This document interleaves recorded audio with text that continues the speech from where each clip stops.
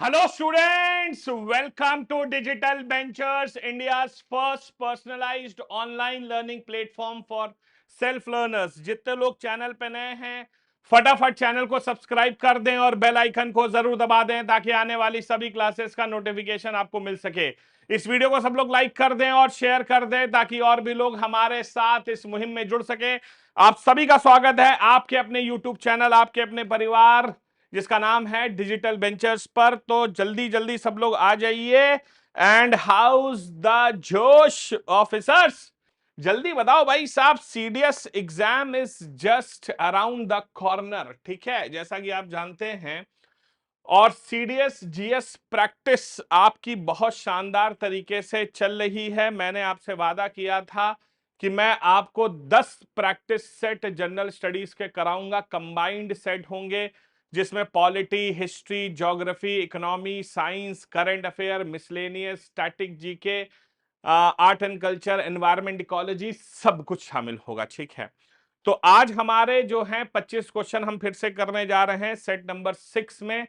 और आपको मैंने जैसा कि हमेशा बताया है कि कॉपी और पेन ले लीजिए और सही जवाब पर ऐसे टिक कर दीजिएगा, गलत पर ऐसे कर देगा, स्किप पर ऐसे कर दीजिएगा।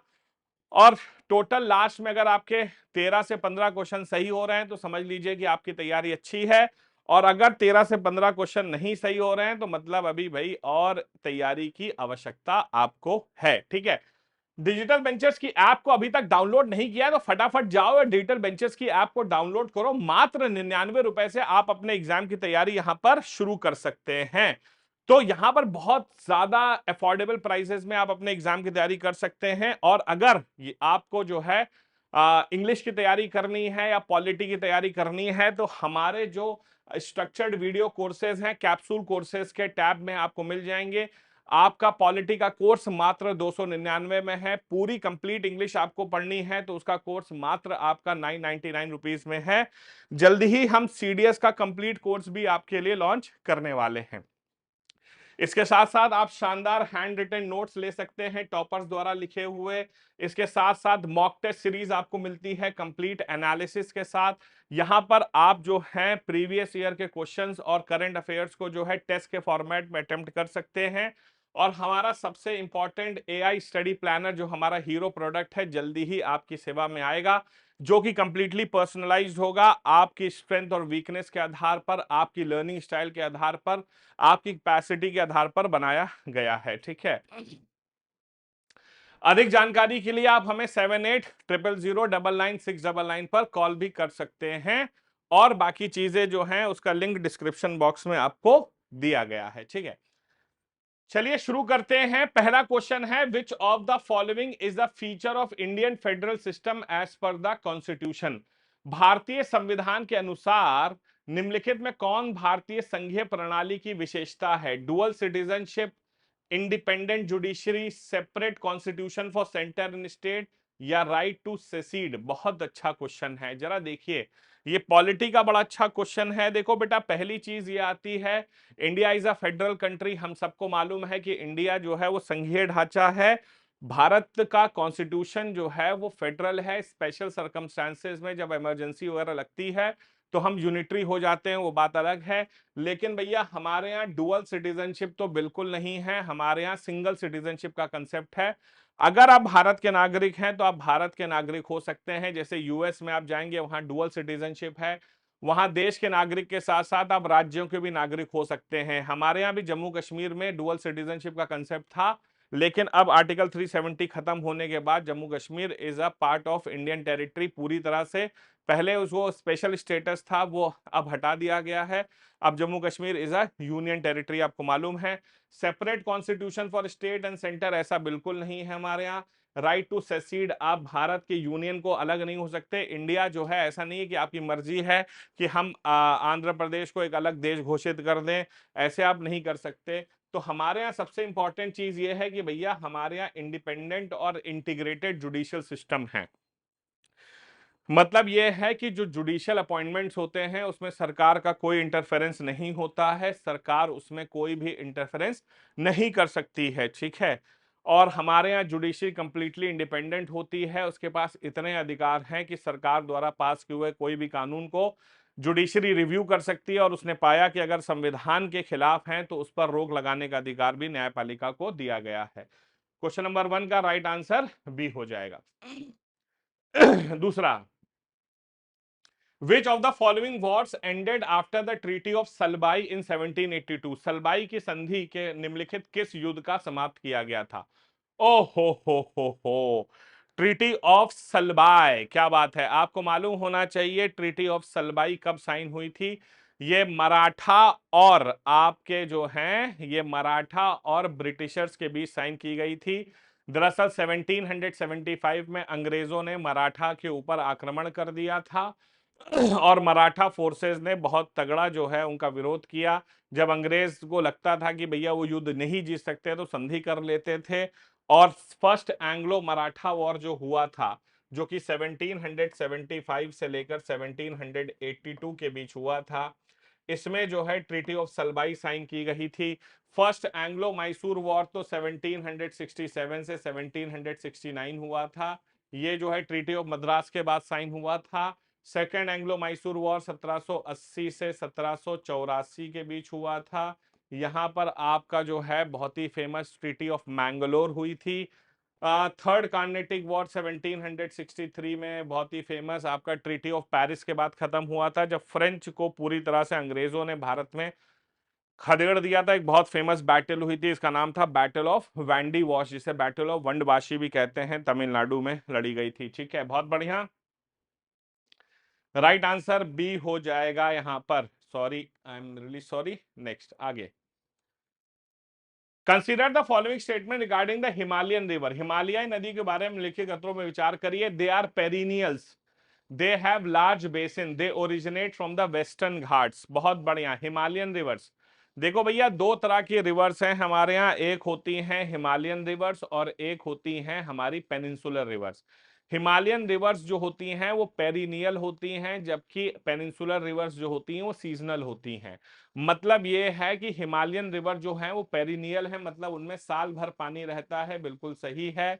उनके बेसिन एरियाज बहुत बड़े होते हैं, गंगा है, ब्रह्मपुत्रा है, इंडस है, इनके बहुत बड़े बड़े बेसिन एरियाज होते हैं। दे ओरिजिनेट फ्रॉम वेस्टर्न घाट्स, बिल्कुल गलत है। वेस्टर्न घाट से तो आपकी पेनिनसुलर रिवर जैसे बहुत ही फेमस कृष्णा निकलती है, ठीक है। हाँ जी, कावेरी निकलती है, ये सब वेस्टर्न घाट्स वाले एरिया से निकलती हैं। तो ये पेरिनियल होती हैं, बड़े बेसिन्स होते हैं, लेकिन ये वेस्टर्न घाट से नहीं निकलती हैं।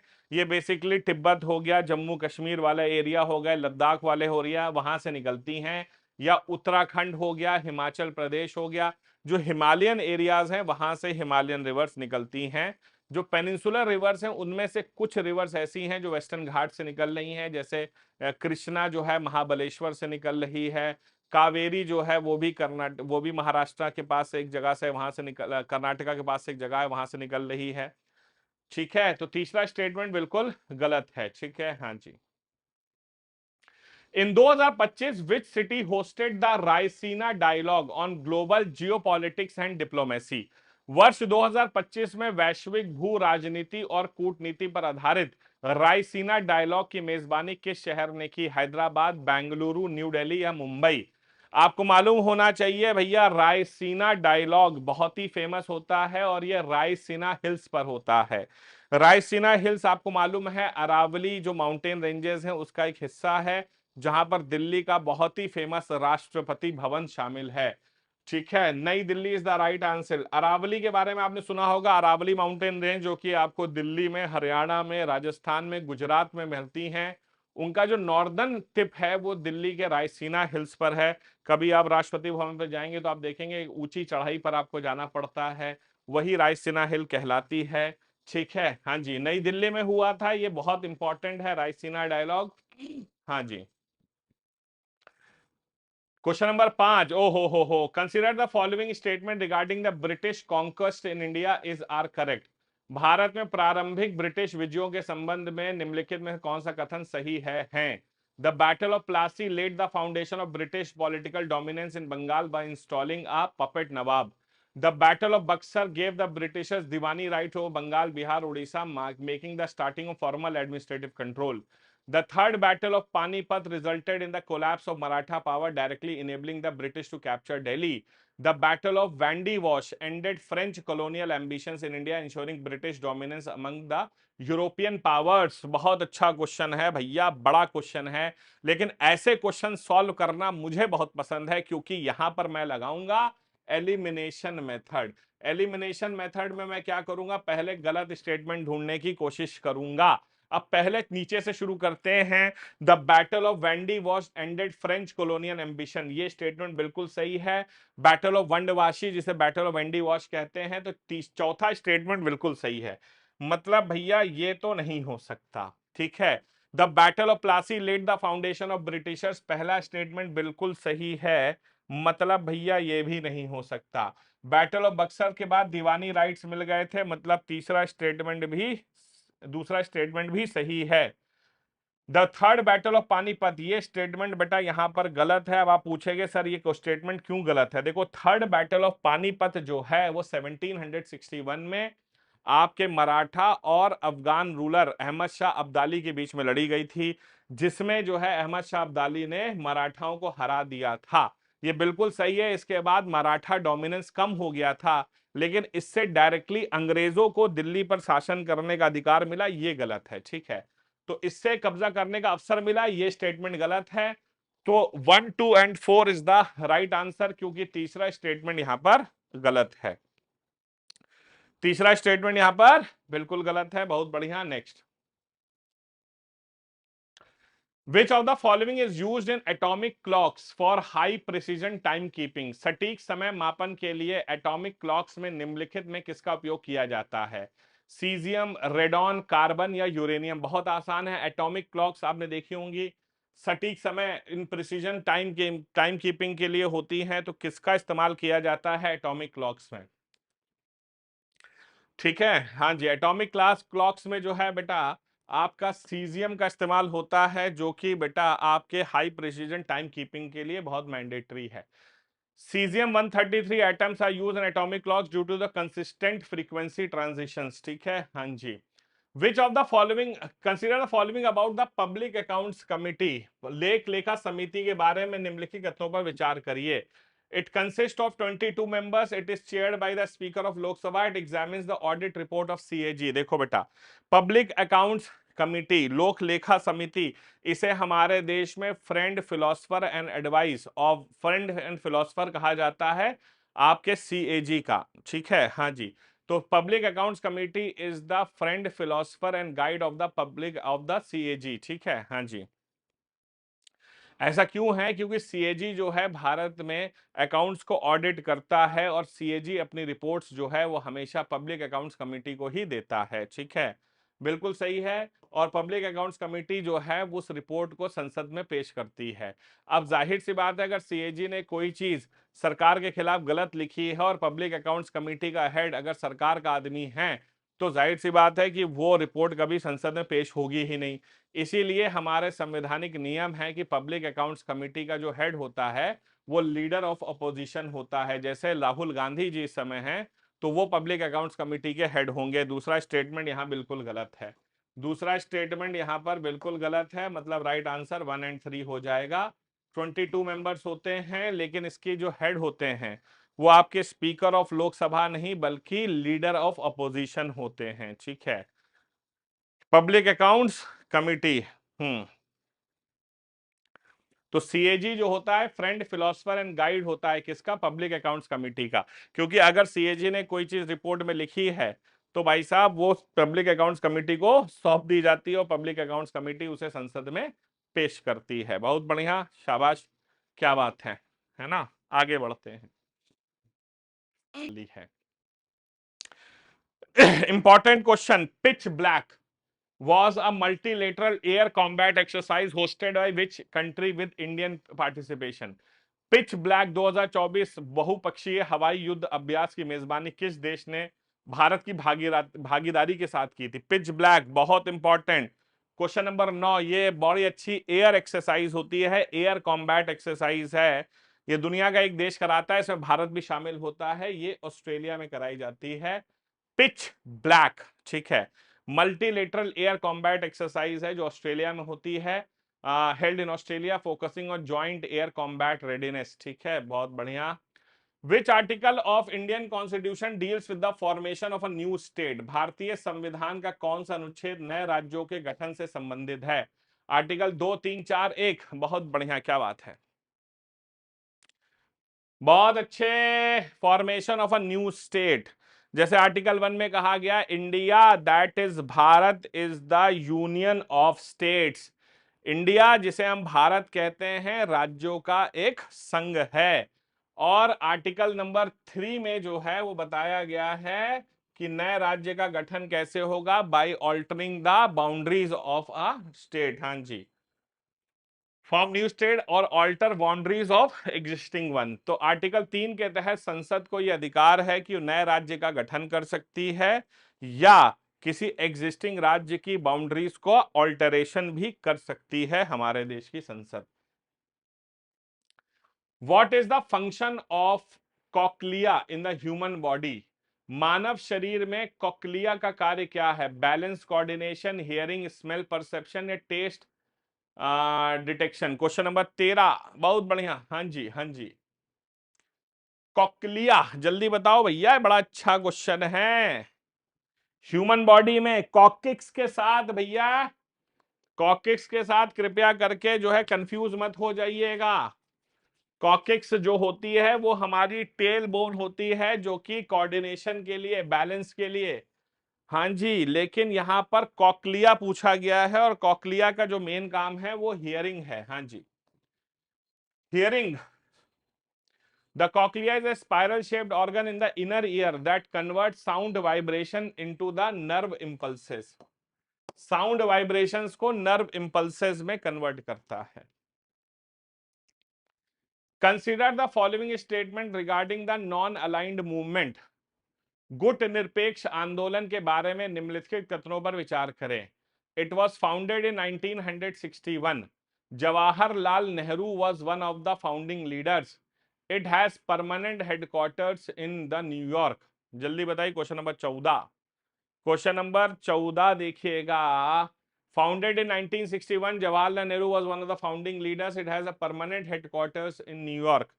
भाई देखो, ऐसा है कि जब यूएन बन गया ना, तो यूएन क्या है, यूरोप और नॉर्थ अमेरिकन कंट्रीज का एक ग्रुप बना, ज्यादा इंपॉर्टेंट पावरफुल लोग वही थे। तो भैया एशियन और अफ्रीकन लीडर्स और साउथ अमेरिकन ने कहा कि भाई हम कोई बेवकूफ थोड़ी ना है, हम भी एक ग्रुप बनाएंगे, नॉन अलाइंड बनेंगे। ठीक है, ना हम इसके साथ है ना उसके साथ हैं। ठीक है, तो इसमें Jawaharlal Nehru, colonel Abdul Nasser, marshal Tito ऐसे बेहतरीन लीडर शामिल हुआ करते थे। जवाहरलाल नेहरू इंडिया से थे, कर्नल अब्दुल नासिर जो हैं आपके इजिप्ट से, मार्शल टीटो यूगोस्लाविया से, ये इसके फाउंडिंग मेंबर्स थे।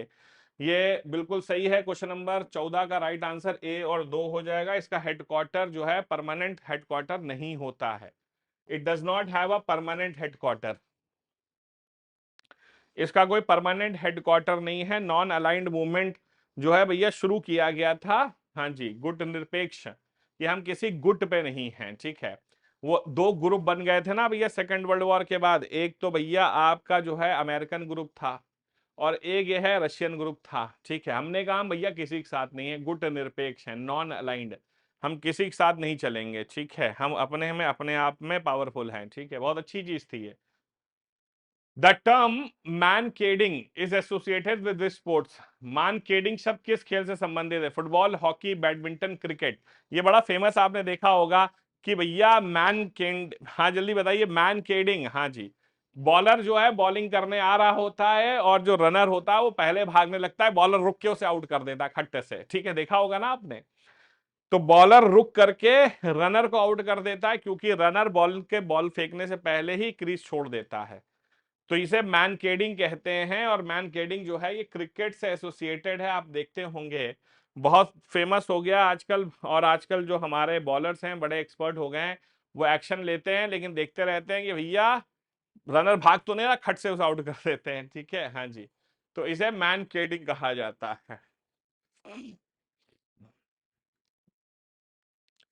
Running out a non striker before the ball is bowled if they leave the crease early. Which state became the first in India to implement a uniform civil code UCC in 2025? Bharat में पहला राज्य कौन सा बना है जहां समान नागरिक संहिता लागू की गई है? गुजरात, उत्तराखंड, गोवा या आसाम? आपको मालूम है यूनिफॉर्म सिविल कोड बहुत इंपॉर्टेंट चीज है यूसीसी हमारे देश में। होता क्या है कि हमारे देश में सरकार चाहती है, डीपीएसपी के आर्टिकल 44 में यूसीसी के बारे में बताया गया है, यूनिफॉर्म सिविल कोड। मतलब जो सिविल लॉज हैं वो सबके लिए एक जैसे होने चाहिए। मतलब हिंदुओं के लिए अलग, मुसलमानों के लिए अलग, सिखों के लिए अलग, इनके लिए अलग, ऐसा नहीं होना चाहिए। लेकिन हमारे देश में ऐसा होता है, होता आया रहा है, देखा गया है ऐसा। ठीक है, ऐसा होता रहा है हमारे देश में। जैसे हमारे देश में शादी का मसले में यूनिफॉर्मिटी नहीं है। एक धर्म कहता है कि घर में अगर एक पत्नी है तो दूसरी नहीं ला सकते। एक कहता है कि एक साथ चार ले आओ भैया। दूसरा कहता है कि भैया अगर आपने पत्नी को तलाक दिया है तो उसे आपको एलिमनी जीवन भर देना पड़ेगा। दूसरा कहता है कि भैया आपको जो है एलिमनी सिर्फ 100 डेज इद्दत पीरियड में ही देना पड़ेगा।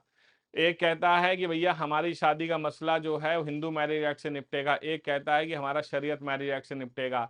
एक स्पेशल मैरिज एक्ट से निपटेगा। भैया ये क्या चल रहा है? ठीक है, तो इसीलिए हमारे देश में यूनिफॉर्मिटी होनी चाहिए सिविल लॉज में। इसको लेकर सरकार बहुत कोशिश कर रही है। गोवा पहला राज्य था जिसने यूनिफॉर्म सिविल कोड को काफी पहले अपनाया था। अब गोवा के बाद 2025 में इसे अपनाने वाला राज्य बना है उत्तराखंड। उत्तराखंड ने यूनिफॉर्म सिविल कोड को अभी रिसेंटली अपनाया है। ठीक है, in early 2025 Uttarakhand pass the UCC bill aimed at equal civil laws for all communities. तो सभी कम्युनिटीज के लिए इक्वल सिविल लॉज होंगे।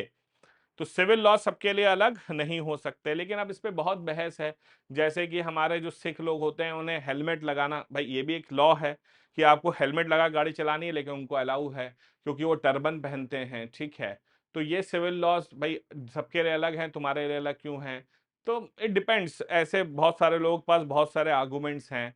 लेकिन मैं मानता हूं कि भाई यूनिफॉर्मिटी होनी चाहिए सिविल लॉज में। ऐसा नहीं है, हम एक देश में रहते हैं, एक देश के नागरिक हैं, तो there should be one law for everyone. ठीक है, तो कोई भी यहाँ पर डिस्पैरिटी नहीं होनी चाहिए, सबके लिए एक कानून होना चाहिए। और मैं भी यूसीसी का बहुत इंपॉर्टेंट समर्थक हूं। ठीक है, the xenotransplantation technique recently seen in news. हाल में ही चर्चा में रही जीनो ट्रांसप्लांटेशन टेक्निक किससे संबंधित है? Artificial intelligence, quantum computing, organ transplantation from animal to humans, और स्पेस एक्सप्लोरेशन। अभी आपने रिसेंटली देखा होगा जेनो ट्रांसप्लांटेशन होता क्या है कि अभी आपने सुना होगा कि भाई एक हार्ट ट्रांसप्लांट हुआ था जहां पर एनिमल का हार्ट जो है वो ह्यूमन को दिया गया। ठीक है, हाँ जी, तो organ transplantation from animals to human that is known as xeno transplantation. तो ये आजकल एक टेक्निक आई है मार्केट में जहां पर ऑर्गन ट्रांसप्लांटेशन हो रहा है एनिमल से लेकर के ह्यूमन में। ठीक है, ह्यूमन को ट्रांसप्लांट्स की बहुत आवश्यकता पड़ती है। ठीक है, हाँ जी, डोनर्स मिलते नहीं हैं तो एनिमल ट्रांसप्लांटेशन भी किया जा सकता है। पिग्स, जैसे पिग है ना? हाँ जी, तो ह्यूमंस में किया जा सकता है। हाँ जी, the Himalayan ibex is mainly found in which Indian state UT? Himalayan ibex मुख्य रूप से किस राज्य केंद्र शासित प्रदेश में पाया जाता है? अरुणाचल, सिक्किम, जम्मू या हिमाचल प्रदेश?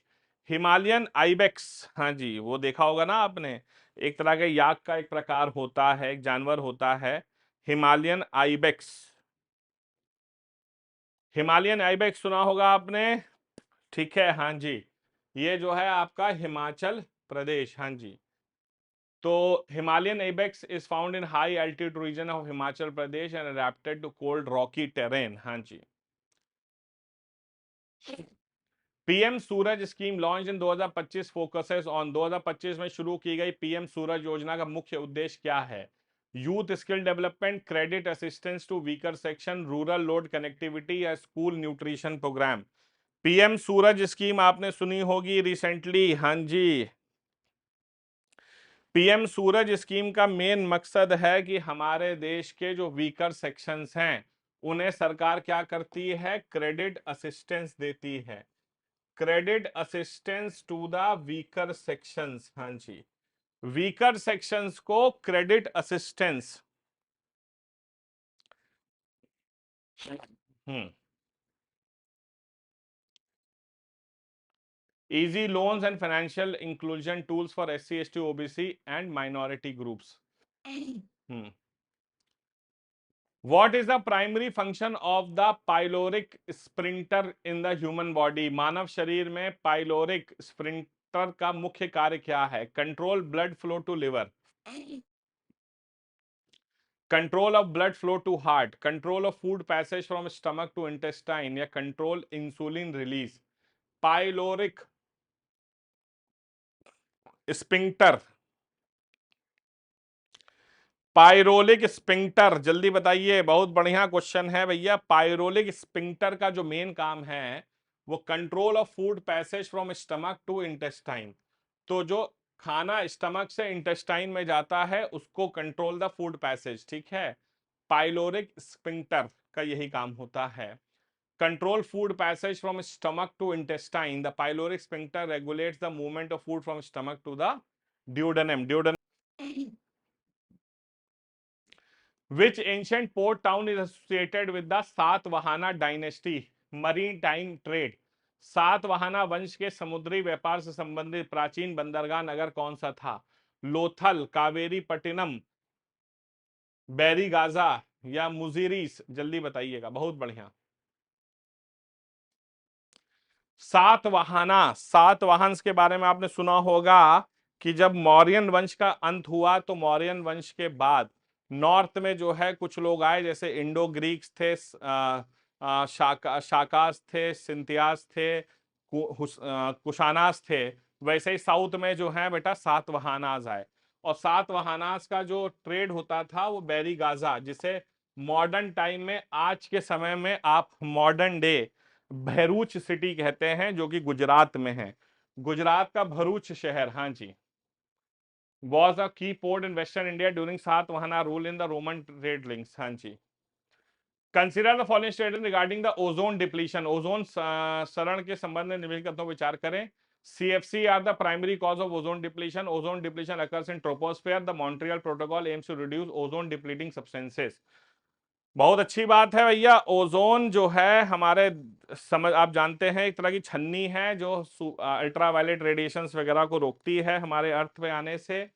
तो ओजोन कहाँ है? देखो, ये लिथोस्फेयर है, ये ट्रोपोस्फेयर है, ये स्ट्रेटोस्फेयर है, ये मिजोस्फेयर है, ये आइनोस्फेयर है, ये एग्जोस्फेयर है। तो ये ट्रोपोस्फेयर है, स्ट्रेटोस्फेयर है, ठीक है। यहां पर आप देखेंगे, यहां पर ओजोन है 20 से 30 किलोमीटर की ऊंचाई पर, ठीक है। तो पहली चीज है ट्रोपोस्फेयर में नहीं, स्ट्रेटोस्फेयर में है। तो दूसरा स्टेटमेंट तो गलत हो गया। CFC जो होते हैं क्लोरोफ्लोरोकार्बन, बिल्कुल सही है। रेफ्रिजरेंट हो गए, AC हो गए, डिओड्रेंट हो गए, पेंट हो गए, इन सब से होता है। और मॉन्ट्रियल प्रोटोकॉल में कहा गया था कि भैया हमें ऐसे सब्सटेंस इस्तेमाल नहीं करने हैं जिससे ओजोन लेयर डिप्लीट होती है। बहुत बढ़िया। India is the member of which of the following organization? भारत निम्नलिखित किस संगठन का सदस्य है? SCO, Arctic council, Wassenaar arrangement या ऑस्ट्रेलियन ग्रुप? बहुत अच्छा क्वेश्चन है। इंडिया इसमें से किसका इसका मेंबर है? India is a member of which of the following groups? पहले चीज तो मैं बता दूं कि जो ये आर्कटिक काउंसिल है ना, इसमें भारत सदस्य नहीं है, तो दूसरे में तो नहीं है।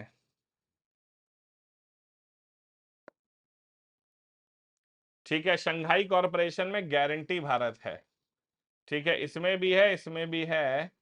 B is the right answer, 1, 3 and 4। Arctic council एक अलग ग्रुप है, उसमें भारत जो है परमानेंट मेंबर नहीं है। Not a member of Arctic council, it is an observer, ठीक है। It is a full member of SCO, Wassenaar and Australian, ठीक है। तो भारत आर्कटिक काउंसिल में सिर्फ एक ऑब्जर्वर है, परमानेंट सदस्य नहीं है, ठीक है। तो आज ही डिजिटल वेंचर्स की ऐप को डाउनलोड करिए भाई साहब। यहां मिलता है आपको flexibility to study any time anywhere as per your own convenience. हमारे यहाँ there is no hassle of live classes. अभी जैसे पॉलिटी का आप मेरा कोर्स खरीद सकते हैं, कंप्लीट कोर्स है, तो आपको ऐसा कोई डर नहीं होता है कि कोर्स कंप्लीट होगा या नहीं होगा।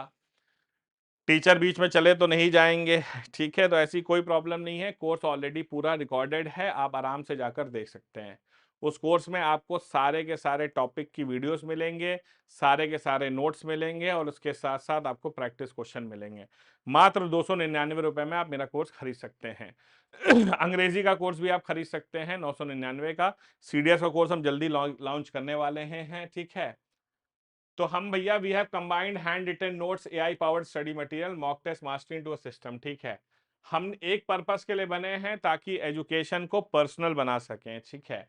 हमारे यहाँ पर्सनलाइज्ड एजुकेशन होती है, आप अपनी ट्रैक प्रोग्रेस को ट्रैक कर सकते हैं और खुद को इम्प्रूव कर सकते हैं।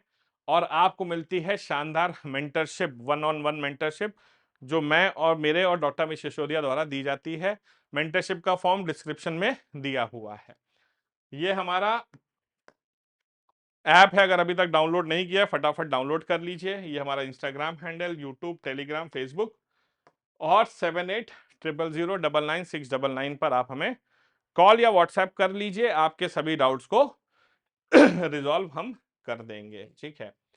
तो उम्मीद करता हूं कि आप लोगों को जो 6 सेट्स हैं उससे काफी फायदा हो रहा होगा। जरूर बताइएगा कि आपको हमारे क्लासेस कैसे लग रहे हैं, अपने कमेंट्स जरूर करते रहा करिए, it helps us to improve. मिलते हैं अगली क्लास में, ठीक है। Till then do take care of yourselves. जय हिंद, जय भारत एंड वंदे मातरम।